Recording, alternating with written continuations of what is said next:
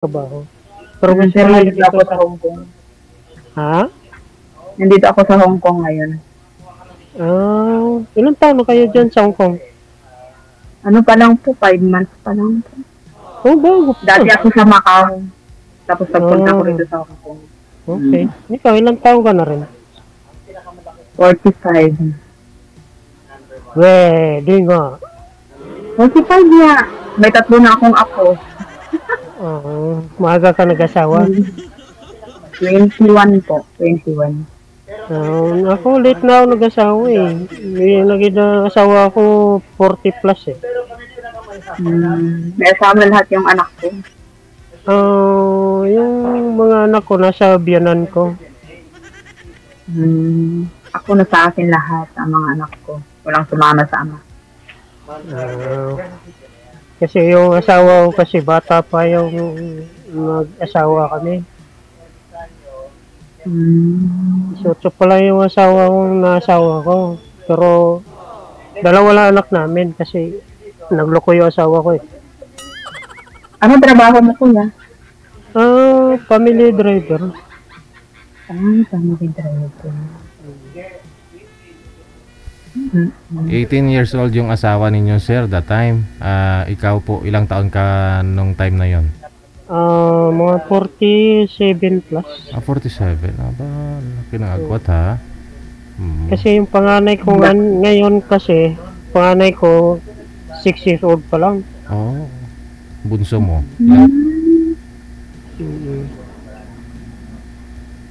Tapos yung bunso ko, 3 taon pa lang yung bunso. May 30 anyos yung gap ninyo, no? Oo, mga 30 nga eh. Nag-asawa na nag-asawa na siya ngayon ng iba? Meron na, mayroong anak na sila isa. Gusto ko sana ipakulong. Yan mo na, dun siya masaya. Sayang naman yung buhay niya na baka gusto niya dun, masaya siya. Kaya nga, pabayaan niya. Marami nga nagsabi sa akin na hayaan ko na lang daw. Nakakawa. Pero kung tausin naman talaga, kung ako talaga mag-ano sa sarili ko, gusto ko talaga ipakulong kasi sa ginagawa niya sa akin, anong ginawa sa'yo, masakit sir? din eh. Okay lang sana kung hindi kami kasal, walang problema. Kasal kami. Ayun lang. Binibisita niya yung mga anak niyo, sir? Maliliit pa, binibisita niya o nagsusupport? Dinadalaw niya doon sa biyanan ko. Okay lang yan, sir. Hanapin mo lang din yung kung saan ka masaya, yung kaligayahan mo eh. Move on. Yan na nga. Pero mali naman din yung ginagawa niya sa akin. Ipagpalit lang sa akin, bakit po, porket gwapo yung pinalit eh. Ganon na lang eh. Sa ngayon, naghirap din sila eh. Ganon daw talaga. Hayaan mo na. Sabi ko nga, mas mabuti pa yung pugi. Kahit tulang makain, busog pa rin. Baka bata pa yung lalaki. Oo, bata pa yung lalaki. Pero kahit na bata pa, wala naman sila halos makain. Hayaan mo na. Baka may mga bagay ko kasi lahat eh. Wala sa atin yung hinahanap ng isang tao, asawa, di ba? Sa iba niya nakikita. May ganon eh. Okay lang yan. Pero nagsisi siya na siya ngayon. Ito muna, si ma'am na lang po yung kausapin mo, no? Kasi si ma'am may mga apo na mo. Ano na atin ngayon? Baka mamaya may magalit sa atin, ha? Wala, 10 years, 11 years na kami wala. So, medyo may pag-asa pa ba? Tingnan natin. Titignan to. Pero matagal pa ako dito. Sabagay, oo. 2 taon yung ano ko. 2 taon kontrata mo? 2 taon. Na-stop kasi ako nung pandemic, hindi ako nakaalis. Nung kababakasyon ko lang galing Macau noon, tapos nag-pandemic. Hindi ako nakaalis. Kaya nagpunta ulit ako dito sa Hong Kong. So, kumusta na may mga anak mo? May mga kanya-kanya na anong buhay? Meron na, may mga asawa na yung mga anak ko, may tagay sana silang anak. Kailangan mag-ipon para pagtanda may pera. Oo, gano'n naman talaga dapat eh. Gano'n naman talaga kailangan eh. Siyempre, walang asawa na magsusupport, kaya kailangan mag-ipon para pagtanda may pera, hindi aasa sa mga anak. Oo nga eh. Diba? Oo. Ako, gano'n din. Kawawa naman sila. Anong probinsya mo, kuya? Bisaya. Ay, Bisaya ka. Ako Ilocana. Pampangin. Hindi Ilocana. Taga Isabela ako. Tapos, nakadatarap si Balay ko si Caloocan. Idadakit si Macau. So, nga nagigit si Caloocan. Yung boss ko kasi babae, taga Dagupan eh. Ay, Ilocana din ha. Dagupan. Oo. Ilocana nga, kuripot. Yan ang sabi nila, hindi nagkukuripot lang ang mga Ilocana para sa mga future, hindi kagaya yung mga nagtitipid lang, nag-iipon. Ay, nanonood pala yung ama mo ngayon, sir. Andiyan po sila sa comment section, sir. Ha? Opo. Yung boss ko? Oo, andyan. Sabi niya, wala ka na daw trabaho bukas. yun lang. Eddie, wow.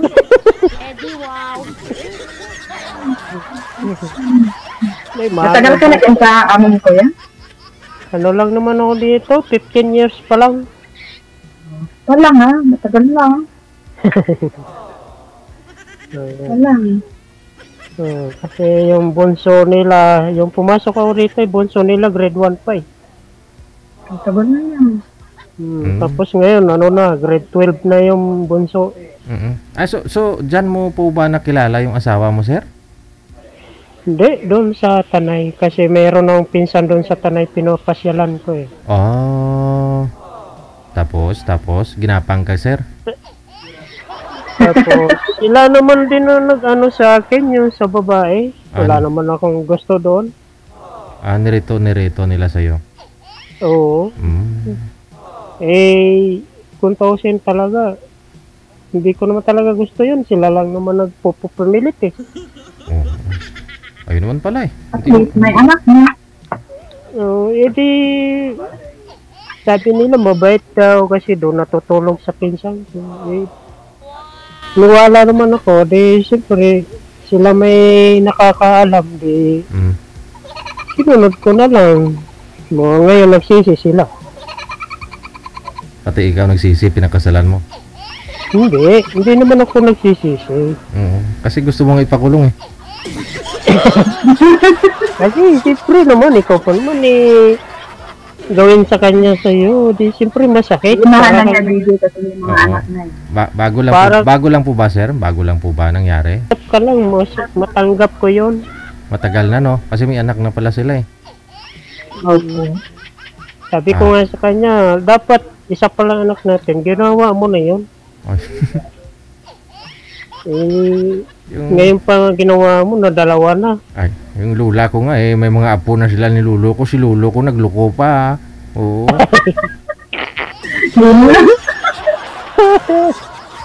Wala namang nagloko sa una, sir eh. Sa huli naman talaga yan. So ngayon mabait talaga yan, no? Bandang huli kasi yung nagluloko eh. Wala naman okay lang yan. Parang iiyak na. Iiyak ka naman na yata, kuya. Hindi pa si sir nakamove on. Pero hindi ko naman kailangan iyakan yan.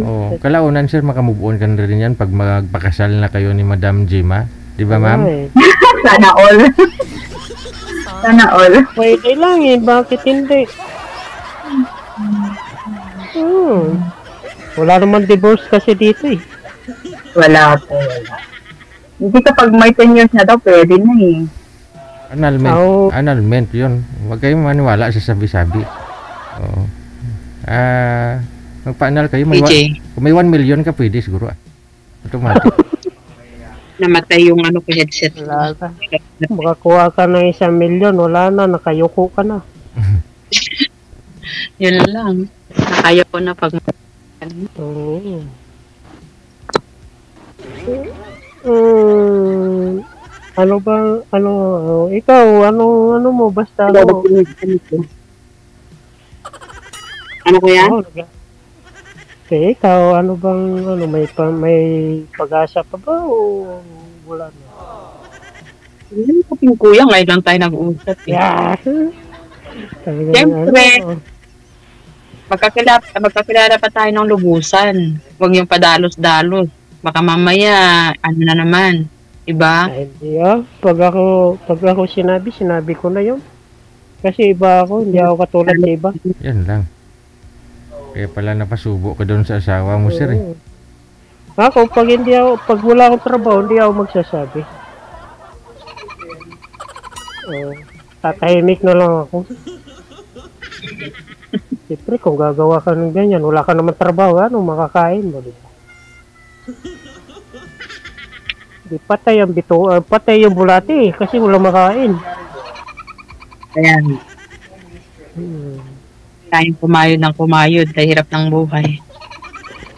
Okay lang, basta hanggat palakas, walang problema yon. Kaysa nakatambay sa bahay, ano yun, parang nag-aantay na may malaglag. Paano ko helicopter, isa? Daganan na. Oo. Wala na. Putol na yung buntot ng bulate, kiwag-kiwag na lang yun. Daganan eh.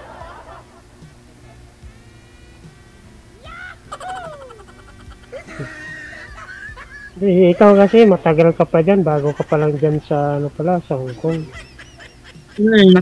Bago pa lang ako, kuya. Matagal ko na istambay sa Pilipinas hanggang pandemic. Wow. Nagtrabaho ako sa ISPA dati sa Quezon City, sa Banawe. Uy, malapit lang dito, Banawe. 1 year and a half ako nagtrabaho dyan. Ganun. As therapist. Tapos, naisipan ko mag-abroad, kaya nag-abroad ulit ako. So, okay naman at least nandiyan ka. Okay naman dyan siguro. Mabait sila, walang problema sa akin. Wala silang problema pala sa akin. Nabaliktad. Mabait sila, walang pasalamat nga ako, mabait sila. Yun ang binigay ni Lord sa'yo. Para sa'yo talaga. Paano yun? Matagal-tagal ka pa pala dyan. Paano na ako dito maghihintay? Maghintay kung makahintay,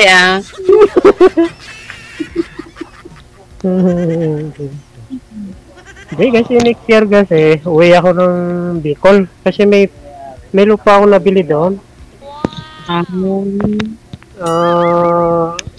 So Mayo, next year, uwi ako doon. Patayan ko na ng kubo muna daw kasi paano ako ng kuryente, pakabitan. Parang malayo-layo yata ang mga bahay dyan sa Bicol, malayo sa bayan. Malayo-layo. At least maganda. Magandang kabuhayan nila doon. Tahimik. No, magtanim ka. Sili nga lang, buhay ka na. Oo, yun ang mahanap buhay nila, sili. Yung yung malalaki. Nagpaw.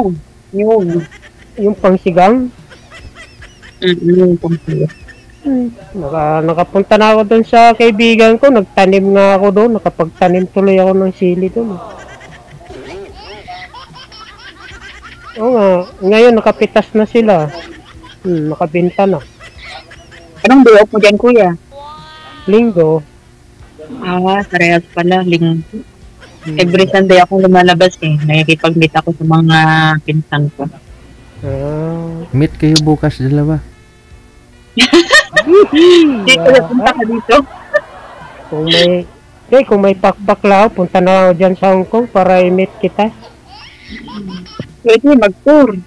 Tour ka sir. 20 mil balikan na, pwede na may pocket money ka na nun. Hi. Mag-tour. O di ka sponsoran ka ni ma'am. Pwede. Pwede para makaapak ng Hong Kong. Anong sarap. timing mo ng winter para malamig, para mag-date kayo sa malamig.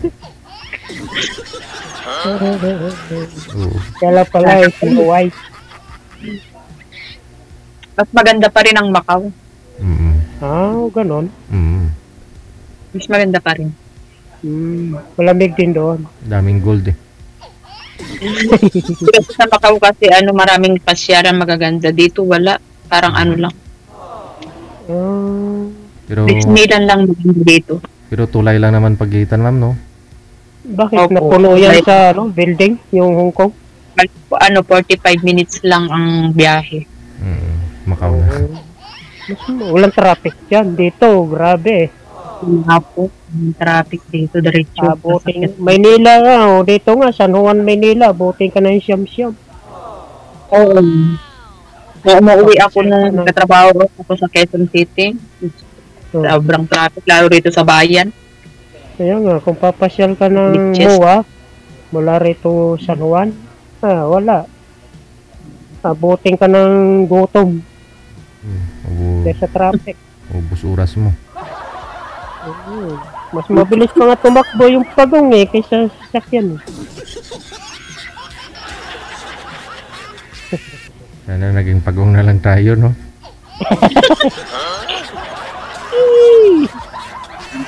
Kailangan natin ilibang-libang ng konti kahit malungkot. Talaga malungkot pa lang sir, hindi pa naka-move on. Malungkot, nag-iisa talaga. Siyempre, libang-libang natin. Habang kahit nag-iisa pa lang. Kung may kasama, lagi masaya. Ako nga, kahit mag-isa ako dito, masaya. Pinasaya ko lang sarili ko. Mahirap yung malungkot ka, lalo kang tumatan. Hindi nga. Oo nga. Tuwing Sunday nakakalabas ka naman, sabi mo mga pinsan mo andyan eh. Diba? Oo. Si girl. Opo. Kaya masaya. At least nakakatambay Kaya po kayo. din ganun. Banding-banding kayo. Banding lang sa mga park. Sa park lang kami. Sa Central. Sa Central. Opo. Ako rin. Yun lang. Nagmamarites na mga may ka-date na mga ibang lahi. Yun ang mahirap. Marites. Ano lang dito, yung DJ, walang pagkakunti na ang lalaki dito, karamihan babae. Kaya pala, pumunti ng tao dyan. Kaya nga yung mga boyfriend ng iba nga dyan, ibang lahi eh. Opo, doble-doble pa. So, minsan, dalawa sila sa isang lalaki. Yun lang. Nag-agawa, no? Hindi natin kaya yan. Kaya swerte ng lalaki dito. Oo, swerte nga daw yung mga lalaki dyan. Kasi may guest tayo dito nung nakaraan na kahit hindi kagwapuhan yung lalaki, pinag-aagawan. Opo, DJ talaga. May asawa yung lalaki tapos pera.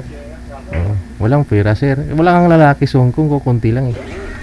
Mga babae, kuya, ang gumagastos dito pag lalaki sila. Oo, babae. Ganun. Punta ka ng Hong Kong, sir, para maranasan mo, sir. Kaya ako dyan. Oo. Punta ka dito.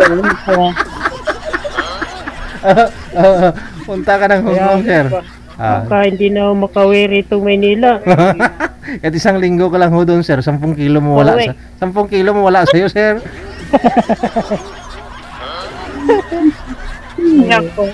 Sa Macau naman, kasi naman lalaki. Hong Kong nga daw ang bira daw lalaki doon. Kaya swerte ang mga lalaki dito. Swerte naman mga lalaki, nabibinta. Pero pag nagkaan naman yung mga babae, nag-aaway. Kaya nga, kabaliktaran naman dyan dito. Nagsasabunutan, no? Nag-viral lagi, no? Opo. Nagagawa sa lalaki, nagsasabunutan. Grabe. Ayun po pala yung mga payo. Kung ako ganyan, hindi na ako tama yung isa. Bakit ka pa kukuha ng marami? Parehas lang naman kuya, di ba? Walang pinagkaiba, di ba? Oo naman.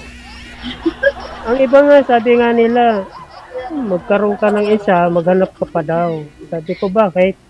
Hanapin mo yung hindi mo pa nakikita. Kahit sabi ko, kahit anong gawin natin, hindi mo talaga makikita yon. Pareho pa rin.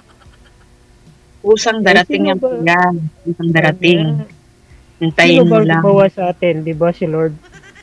Mm. Oh. Eh, Born again ka ba, kuya? ha? Born again ka? Hindi, katoliko ako. Ay, born again kasi ako eh. Yun lang. Born again kuya ko. Mm. Pero ang kuya ko nasa nasa paraiso na. Kinuha ni Lord. Ano pa talaga ang buhay? May nauuna, may nakuhuli. Oo nga eh. Born again yun. Pati asawa niya, mga anak niya. Kaming pamilya kasi born again. Pero katoliko yun dati. Wag na po ninyo pag-usapan yon. Change topic kayo. Sorry. Oh, paano yan? Hanggat kailan ako maghintay? Hanggang makauwi kuya, kailan pa? Diba? Yun oh. Diba, 24 next year. 25, 26 ka na makauwi. 25 ba? 25, makakauwi ka na. Siyempre.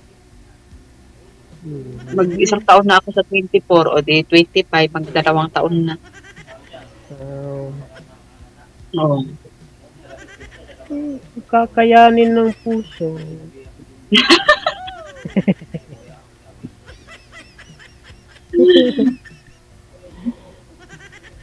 Kaya yan, 55 ka na nun. Oh, 55. Hindi, 55 na talaga ako ngayon kasi birthday ko nung August 12 eh. August 20? August 12. July 27 naman ako nag-45. Matanda naman talaga ako kahit anong gawin.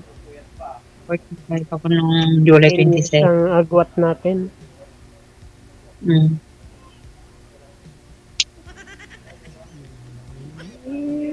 Kasi ako talaga, ang plano ko talaga sa buhay. Paghanap lang ako ng partner. Kasi pag uwi ko ng Bicol, pag na-retire na ako sa bus ko, mag-aalaga ako ng baboy. Yun ang gagawin ko negosyo. Gawin mong taga-alaga. Mag-aalaga baboy, pang negosyo. Yung mga anak mo kuya, ikaw nagsusupport.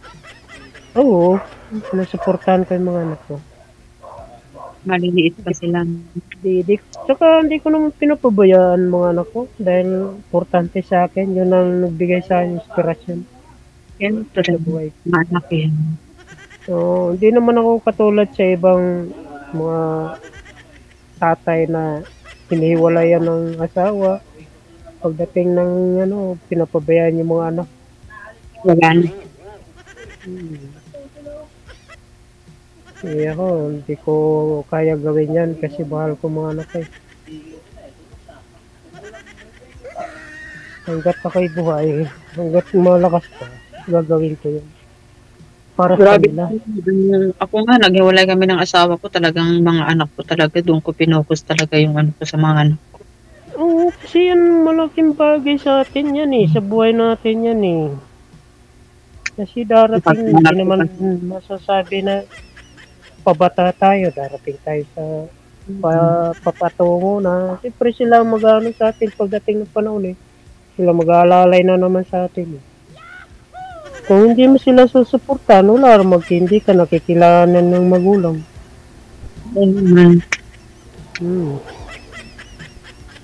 Kaya nga yung anak kong panganay, lagi tumatawag sa akin, sabi niya, Papa, mag-aaral na ako. Sabi ko, gusto mo na mag-aral? Sabi niya, Sabi ko, sige, mag-aral ka. Ilang taon na kuya? Ha? Ilang taon na? 6. Mag-aaral naman na talaga yun. Pwede ka na yun. Saka nagpupursige rin talaga siya mag-aral. Gusto rin talaga. Mag-aaral na yun. Eh, meron na, ready na akong mga gamit niya. May mga uniform na, namili na ako uniforme galing sa Divisoria. Pasukan na yata, di ba? Ngayong ano? Pasukan na, di ba? Pasukan na. Next week, pasukan na. Kaya lang, holiday Lunes eh. Holiday na daw, Lunes. Pagka Martes, pasok na nila.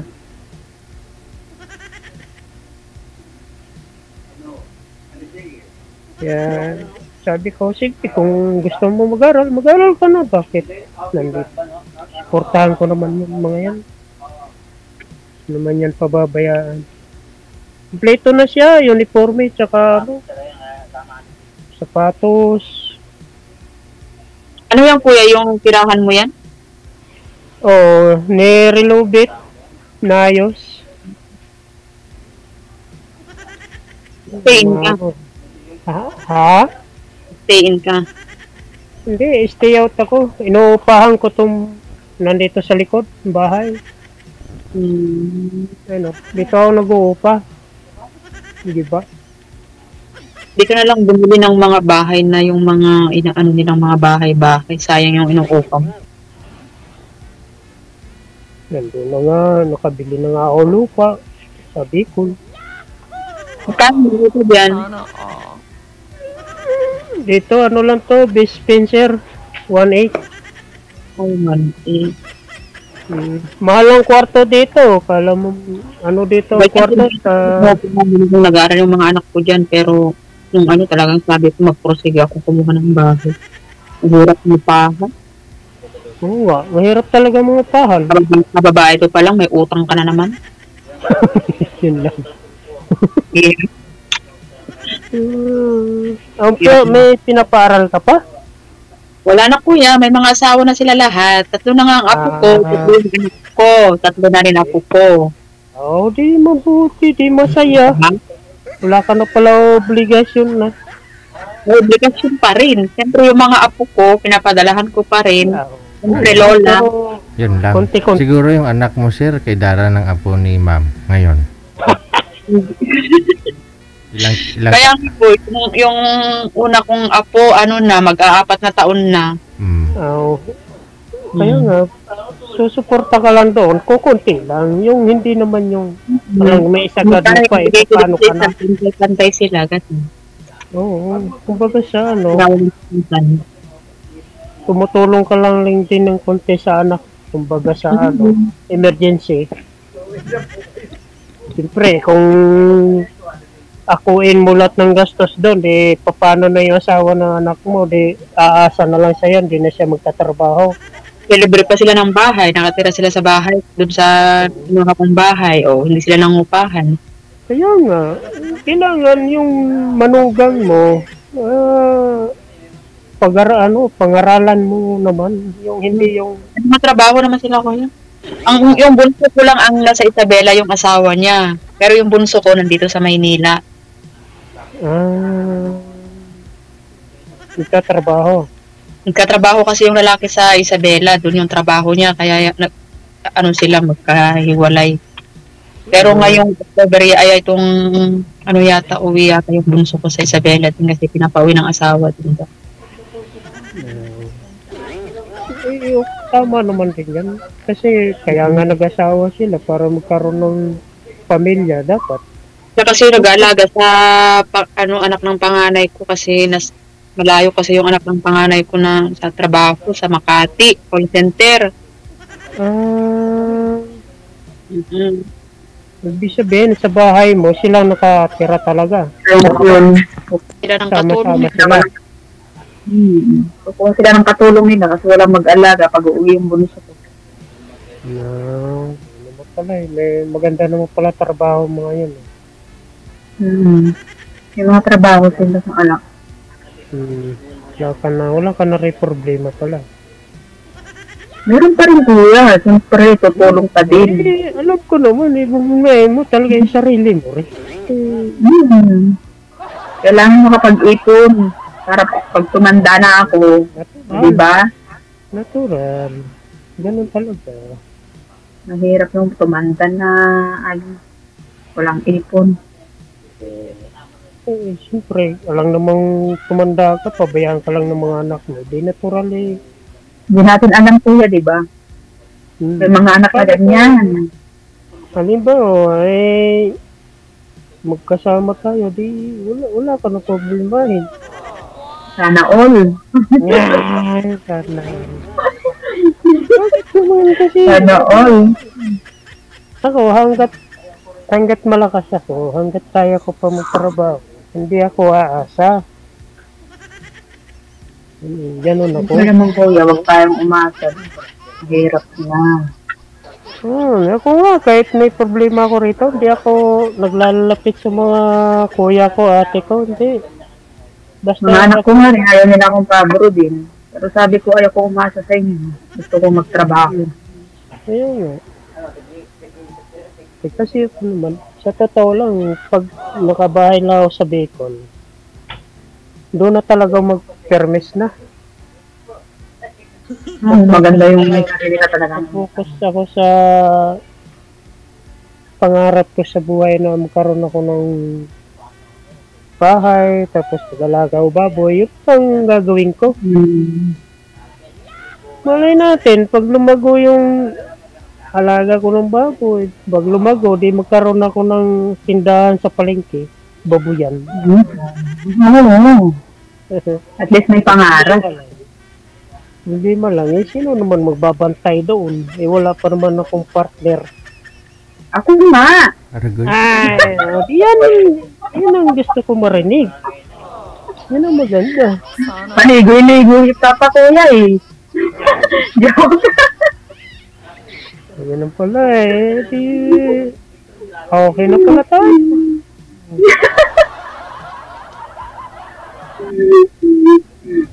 Hindi na. Ikaw naman pagkamali. Kasal na lang kulang. Ay, Kasal na lang. hindi naman pwede kasi tali na ako eh. Parehas tayo kuya. Kasal din ako. Biyuda na kayo, di ba? Hindi po hiwalay po. Ay, walay. Ako po. Mag 11 years na. Yun lang. Kapag abroad ko po kasi doon kami naghiwalay. Kasi tagal ko kasi sa abroad. Kuwait, Dubai, Qatar. Tapos 6 na taon ako rito sa Macau. Oh, na halos naikot mo na yung abroad Mahirap kasi ang buhay sa probinsya kuya, kaya kailangan talagang mag-abroad. Sige, magkaigihan sana kayong dalawa. Good luck ha. Ipagpatuloy po ninyo off cam ang pag-uusap ninyo. Maraming salamat po. Okay. Thank you. Salamat po. Alright. Thank you po. Sige.